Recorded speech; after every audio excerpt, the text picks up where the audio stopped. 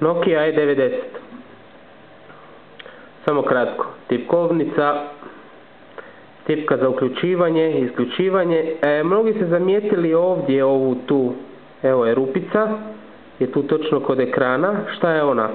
Ona je senzor osvjetljenja, tako da vam se može tipkovnica zagasiti kada ste vani po suncu ili je negdje velika lampa, senzor će prepoznati, štedit će vam tako bateriju.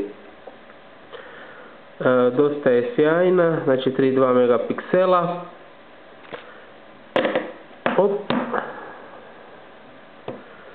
Znači ne, evo ga. Jedan krasan uređaj.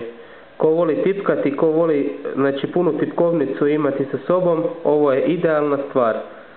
Nije znači ni virtualna, ni nikakva, ovo je prava tipkovnica. Ovo je video kamera.